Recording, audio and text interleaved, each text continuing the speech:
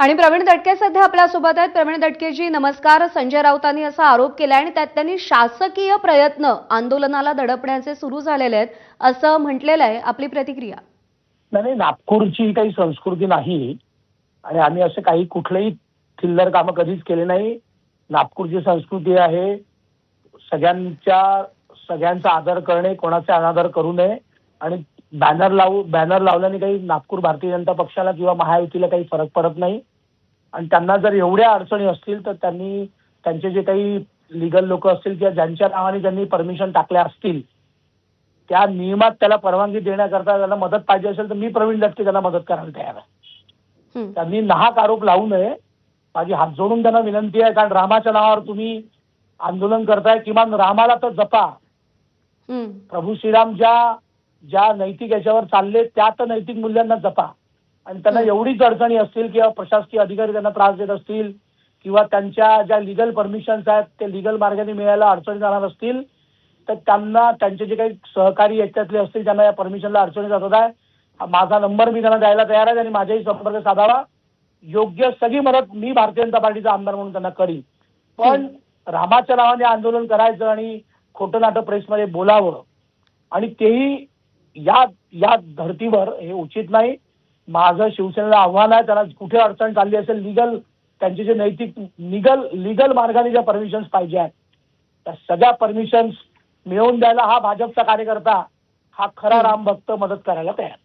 पण बॅनर लावू दिले जात नाहीयेत असं संजय राऊतांचं म्हणणं आहे. काही भागात असं झालंय का की त्यांना बॅनर वगैरे लावण्यास मज्जाव केला गेलाय? ताई, आपण आउटडोर आपले होल्डिंग लागले आहेत. शेकडो आउटडोर एजन्सीज आहेत, मुंबईत असतील तशा नागपुरात आहे. लिगल परमिशन्स घ्यायला काही कोणाची अडचण नाही. पैसे बघ एक नाही 100 बॅनर लावू शकतात, काही अडचण नाही. आणि हायकोर्टाच्या नियमांचं पालन करून आणि शेवटी संजय राऊत ज्या अधिकारावाढीने रोज बोलतात ते लिगल काम करतील आणि त्यांनी पैसे भरून कोणी त्यांना थांबवू शकत नाही. त्यामुळे मी परत एकदा आवाहन करतो की त्यांना जर लिगल होल्डिंग लावायचे असतील, कोणी अडथळा निर्माण करत असतील नाहक नियमांच्या विरुद्ध जाऊन, तर त्याला हा खरा रामभक्त मदत करायला तयार आहे. पण या नागपूर शहरात, या संघभूमीत, या बाबासाहेब आंबेडकरांच्या भूमीत असे खोटे नाटो आरोप त्यांनी करू नये. पण का करत असावेत खोटे आरोप संजय राऊत? काय कारण त्यामागे? त्यांना माहिती. मी राजकीय अभिवेशातनं कधी बोलत नाही, कारण मी भाजपचा कार्यकर्ता आहे. आम्हाला शिकवणी आहे की कोणाचाही चुकीचा अनादर करू नये. पण ते जर खोटं बोलत असतील तर त्यांना त्यांच्या शब्दात उत्तर दिलं पाहिजे. म्हणून मी विनंती करतोय, हे थिल्लरशाही आम्ही असे चिल्लर कामं करत नाही. आमच्या नेत्यांना 2 बॅनर लागला तरी फरक पडत नाही, कारण आम्ही सच्चे रामभक्त आहोत. त्यामुळे त्यांना अडचणी होणार असतील तर मी नागपूरचा राजकीय कार्यकर्ता म्हणून त्यांच्या सहकाऱ्यांना त्यांच्या सगळ्या नियमित लिगल गोष्टीत मी स्वतः मदत करायला तयार, असं आव्हान मी त्यांना देतो.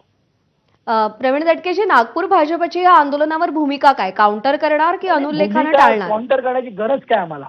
ज्या लोकांनी कधी काही अजानची स्पर्धा घेतली, परमपूजनीय हिंदुहृदय सम्राट ठाकरे, आपल्या बाळासाहेब ठाकरेंना ज्यांनी जनाब म्हणून संबोधलं, ज्यांनी हनुमान चालिसा म्हटलं, त्यांच्या विरोधात ज्यांनी गुन्हे दाखल केले, त्यांना ग्रामरक्षा आठवते. त्याचा आम्ही काउंटर वगैरे काही करणार नाही. आमचा तो धंदा पण नाही. आम्ही सरळ मार्गी लोक आहोत. आम्ही खरे रामसेवक आहोत आणि लोकांनी बघितलाय. आता खरा आणि खोट्याचा निर्णय हा जनता करणार आहे. याच्या आधी पण त्यांनी केला. देवेंजींच्या रूपात 137 आमदार आम्हाला दिले आहे. महायुतीला 131 आमदार आहेत, 231 आमदार आहेत. आणि मोदी, आमचे परमपूज्य, आमचे पंतप्रधान माननीय नरेंद्र मोदी साहेब असतील, आमचे नेते नितीनजी असतील, यांना वारंवार 3-3 वेळा 4-4 वेळा निवडून दिला आहे. त्यामुळे या देशात खरा रामभक्त कोण आणि खोटा रामभक्त कोण याचा निर्णय या देशाची जनता करते. प्रवीण दटके किंवा संजय राऊत करत नाहीत. त्यामुळे ती जनता ठरवेल. ज्यांनी राम मंदिराच्या उद्घाटनाचं निमंत्रण स्वीकारून सुद्धा ते तिथे गेले नाही, ते आज रामरक्षा म्हणतात. आणि हाच मुद्दा भाजपकडून सातत्याने ज्या पक्षांनी बोला काय म्हटलं आपण की बा राम हे अस्तित्वातच नाही, काल्पनिक पात्र आहे, त्या पक्षासोबत युती करून जे मुख्यमंत्री झाले त्यांना कोणता अधिकार आहे रामरक्षा म्हणून आंदोलन करण्याचा, हे जनता आज न उद्या विचारेल. त्यामुळे त्यांच्या आंदोलनाला लखलाप. परमेश्वराच्या चरणी एवढीच प्रार्थना करतो की त्या ठीक आहे, त्यामुळे हाच मुद्दा सातत्यानं भाजपकडून अधोरेखित केला जातोय की राम मंदिर ज्यावेळी उभारलं गेलं त्यावेळी ते निमंत्रण स्वीकारलं गेलं नाही, पण आता रामरक्षा आंदोलन केलं जातंय, आता राम आठवतोय. प्रवीण दटकेजी, आभार आपले, आपण सविस्तर प्रतिक्रिया दिली त्यासाठी.